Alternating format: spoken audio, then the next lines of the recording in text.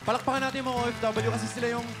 Hindi natin sila masyado napapasalamatan eh, di ba? Pero ito na yung chance natin na talaga mag-thank you sa inyo kasi mga sundalo, mga OFW kayo nagbibigay ng honor sa bansa natin.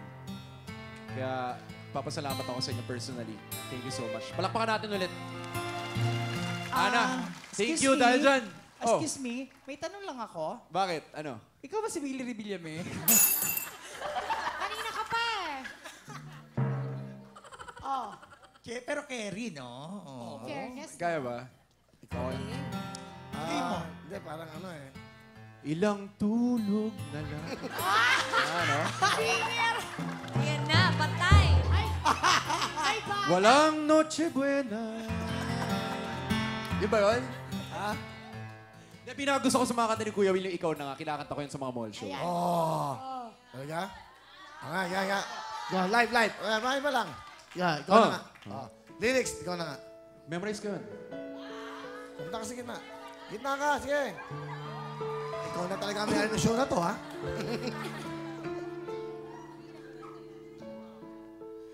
Parang biro lamang dumating ang tulad mo. At may isang pag-ibig na tapat at totoo. Dahil sa'yo'y naramdaman ang tunay na pagmamahal.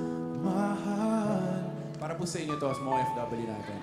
Ibigin kita kahit sino ka man.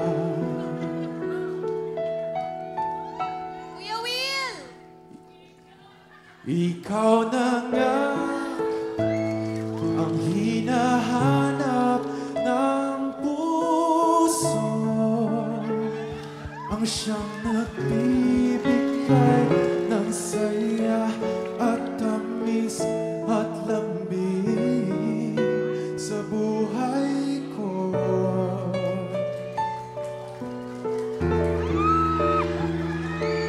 Ikaw na nga ang bawat panaginip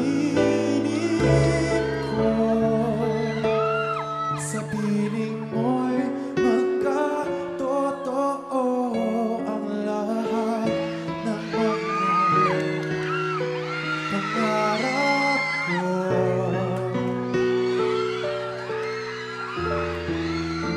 Ikaw na nga ito. Wow. Sobrang isa yun sa mga pinakagusto ko at pinaka-favorite ko. Of course, Sung by You, Idol. Meron lang ako announcement. Hindi, para maintindihan nyo. Quiet lang. Ito na ho huling araw ko sa programang ito. Dahil parang hindi na po ako kailangan dito. Siya na po lahat ang gumawa. Sa kanya na kayo humingi ng pera, ha?